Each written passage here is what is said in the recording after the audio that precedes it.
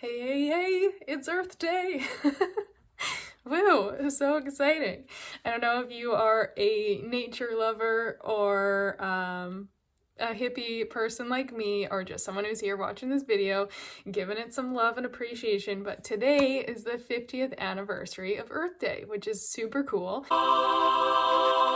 And I wanted to film a video about some things you can do right now to help the planet and share some really simple but really key tools that you can use, because I know for all of these things, at one point they were things that I wasn't really that aware of and I didn't really do or apply in my own life. And through these different things and in my own spiritual awakening, as well as just reconnecting to myself and to the earth on a deeper level, it really allowed me to see the impact I was making and how I wasn't always making choices that actually helped the planet. And, you know, we only have one planet. We also only have one body. Why not do the best for both of those things? And 99% of the time, those choices are actually aligned, and what's best for you is what's best for the planet. So I'm going to share some tools and some easy things you can start doing right now to make a shift, celebrate the earth, right? Do your part, and it'll all add up.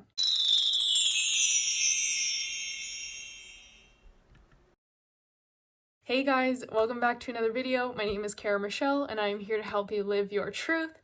And this is an exciting video. So all of these things were changes I made in my own life over the last maybe 4 or 5 years that I really started to tune in. I did plastic-free July a few years back, and that really changed everything. At that point, I was already vegan, so it was easier maybe than as a meat eater to get like plastic-free stuff, right? Because I was basically just eating fruits and vegetables all day, every day.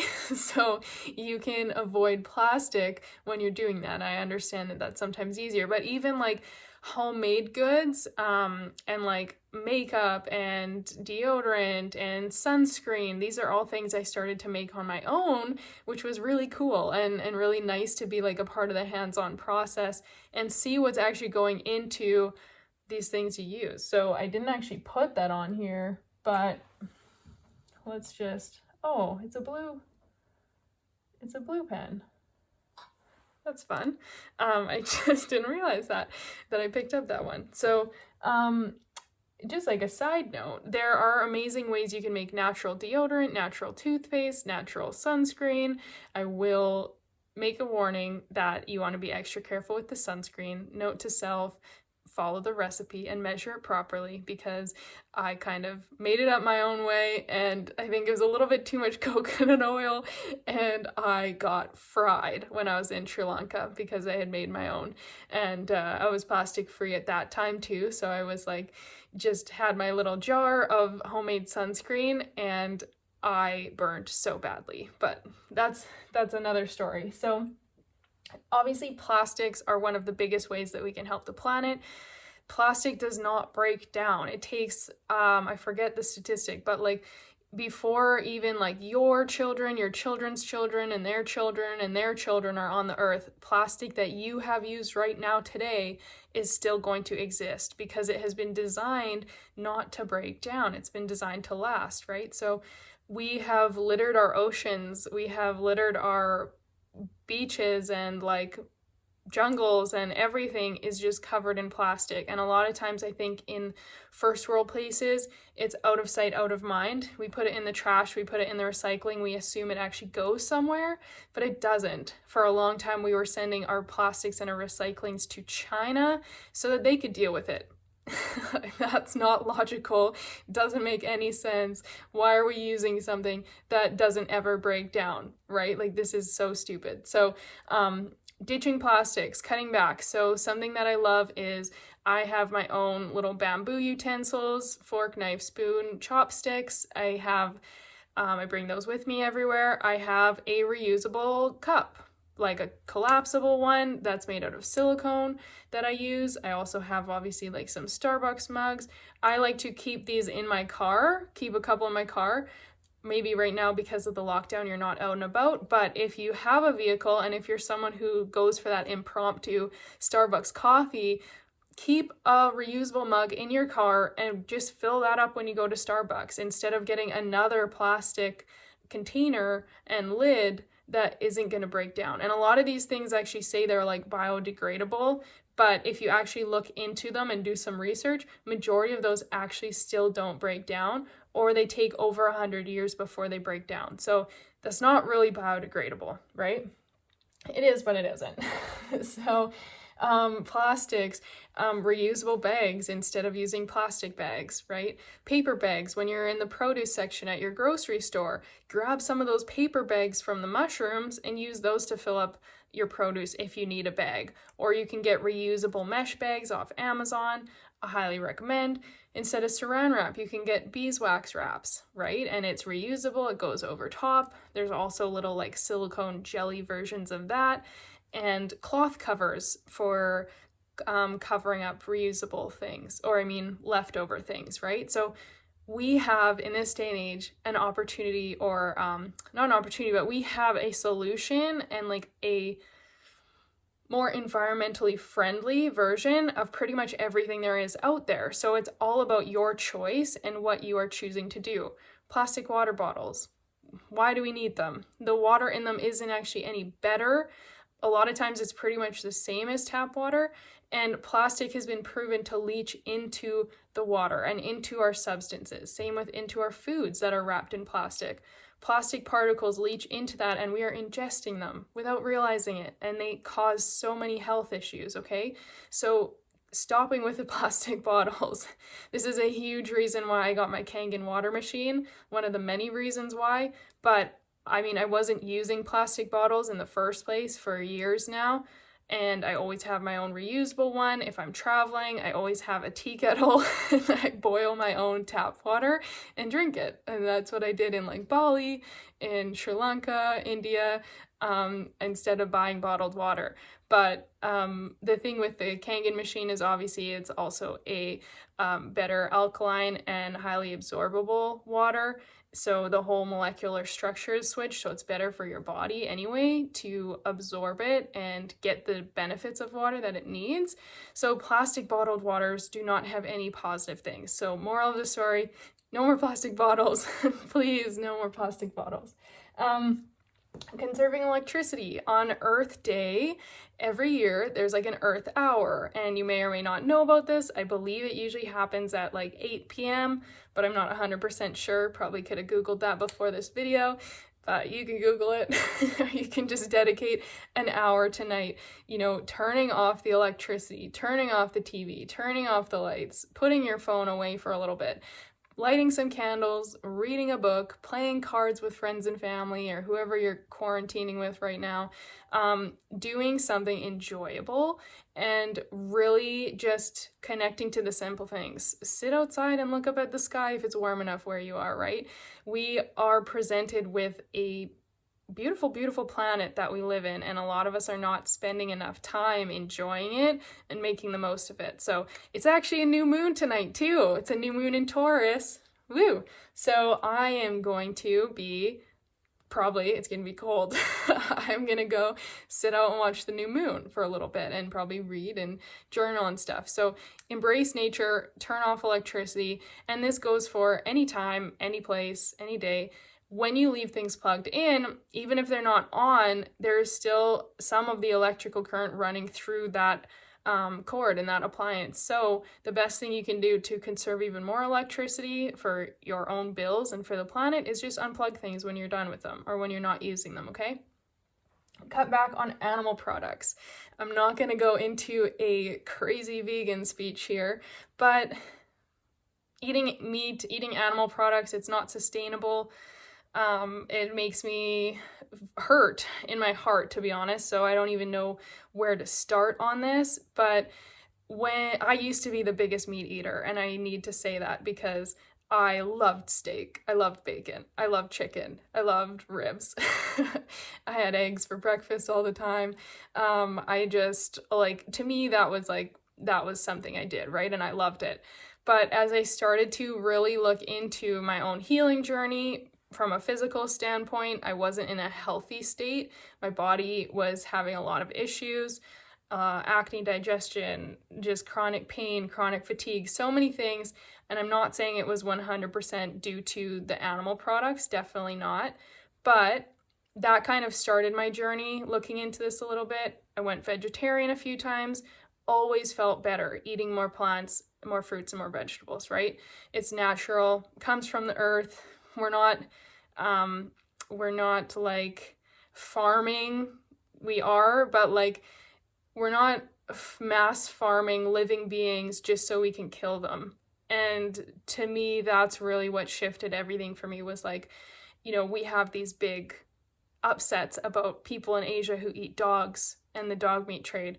And yet we're farming living beings, things that are just as intelligent as dogs, and we're growing them up, we're pumping them full of hormones and things, to antibiotics to make them fatter. They have no quality of life. They're usually living on top of each other, like in tiny square cages. They can't move around. It's not enjoyable life for any living being. We wouldn't allow it for human beings, so why do we allow it for other sentient beings and creatures? It's just like mind-boggling, right? So I always hated the dog meat trade, and one day this whole disconnect happened of like, it's not any different, okay? It's just different because society has told us that a pig equals bacon and a cow equals whatever, steak. And we even create a disconnect in the name of it, so we don't process as much the fact that, like, no, you're actually just eating a cow. You're eating little Betsy, like, that's hard. That's not a nice thing to do. So on top of the ethical standpoint, which wasn't maybe the point, other than, like, Mother Earth is beautiful, all of the creatures are beautiful, all of us are equal, I think, in my mind. We are all amazing living beings that deserve to be here, and taking the breath from another living being so that I can enjoy a meal doesn't make sense to me. That's my own personal opinion. You don't have to agree with it. But also from an environmental standpoint, the amount of land that has been wiped out just to create room for the animal agriculture so that we can raise all these cattle. The amount of grain and feedings that go to the animals could feed the billions of people around the world who are starving. So instead of feeding all of this grain and all of this water, gallons and gallons and gallons of water just to make a burger, that could all go to the people who are the most starving in the world, and we would literally eradicate all of the starvation, which is mind-blowing. But instead, we're using that land, we're using those resources, that food, that water, to feed an animal so that we can kill it and then eat it because we like how it tastes. There's a big disconnect in my mind. I'll leave it on that one. But even if you go Meatless Monday, right? Even if you start to incorporate more fruits and vegetables and opt out so you're not eating quite as much meat. This is how I started. And you start to notice maybe you feel a bit better when you're eating more greens, and your digestion gets a bit better, all these different things. And for me personally, it also finally completed this void I didn't know I was missing, where I finally felt like I was just like feeling and radiating love because I wasn't eating something that had been in fear, and I didn't have any kind of guilt or shame around what I was eating while trying to ignore what I was eating. Do you know what I mean? Because I wasn't always cognitively aware, like, oh, I'm eating a chicken right now. I didn't always like consciously put that together, but I do feel like on a subconscious level, for me at least, because I'm an empath and like really in tune to nature and to animals, like I always felt a bit off and a bit bad about it. So make little changes if you can. It all adds up, right? Even if you cut out 1 or 2 meals a week that you'd usually eat meat, think about that over a year.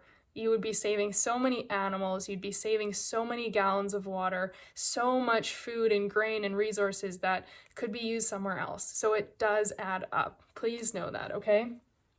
Clean up some trash.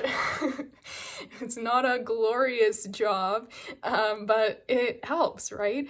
I love when I'm traveling and I'm walking the beaches and I'm just picking up trash, like, because this is such an amazing planet that we live on, and we haven't always been treating it nicely, right? So when you start to just like tidy up, clean up the trash, make it a little bit better, put some gloves on, bring around a bag, throw it all out when you're done, right? It's not a big deal. And what's really cool that I found is the more often, or like not even the more often, but when I do it, other people pick up on it and they start to be like, hey, yeah, like I'm gonna grab this thing too, and I'll carry this and throw this out, because we can all do our part, and it does add up that way as well. So simple things. Another one is to switch to reusable wherever you can, and secondhand. And this is something that a lot of people might be like, ooh, I don't like that, and that's fine. I would have been one of those people a few years ago. I get it, but if you look into the clothing industry, the fast fashion industry, it's insane what we do to create this surplus of clothes to meet consumer demands, to meet like what's popular and what's fashionable each season, all these things, and the amount of waste that's produced, the amount of slave labor, child labor, a lot of times, like it's not ethically done. So a lot of times with all of these things, one of the biggest arguments is like, oh, but it's more expensive. Like it's more expensive for me to buy from like a sustainably and ethically sourced clothing company that hand makes things themselves. It's more expensive for me to buy that reusable water bottle or reusable mug or those beeswax wraps or whatever, right? It's more expensive. But it depends what your version of expensive is and your perspective, because to me, you put a bit of money out front for something that lasts probably 100 times longer and it's actually helping the planet, or you opt for something super cheap because you don't want to spend money, but it's not going to last. It's going to be garbage. You're going to use it or wear it once or twice, throw it out because it's ripped or like something happens, right? And then it's going to live in this planet and create negative impact for a long time. So it's kind of like the long-term versus short-term. And for me, when I really switched to like secondhand stuff, going to thrift stores, I found some of my favorite clothes from thrift stores. And you wash them, they're like as good as new. Some of the best, like I found like amazing name brands there too sometimes. So it's really cool to go there, to just have some fun with it and realize that you're not adding to this over consumption of clothing. And this is where this thing on the bottom here, watch a Netflix documentary on one of these things. So maybe not tonight because you're going to celebrate Earth Hour and you're going to turn the electricity off for a little bit, but maybe you check out some of the documentaries on there. There are amazing ones about sustainability, about the environment, about food choices, and about plastic in the oceans, and about sustainable clothing and fast fashion. And if you start to see these things, you can't unsee them, right? Right now, a lot of us only see the things that are around us, the things that our society does, the things that mainstream media shows. So we just think this is normal. And we're like, well, this is how it is. This is what I believe in. This is what I'm going to do. And our minds are really good at justifying it because we think, well, no, that's how it is. That's what I'm seeing, right? So we think we're doing good. But when you start to see these other sides of the story, you see the plastic in the oceans. You see the children on sewing machines and like getting paid pennies a day to make you your t-shirts and your dresses or something. It's like, wow, really? And then we go shopping and we're like, oh, I want it on sale, or like we complain about it. Yet, like, there's just this huge disconnect in the hierarchy of what's going on here, right? Same with food choices, whether it's meat, whether it's GMO, whether it's processed foods, and junk food and fast food, right?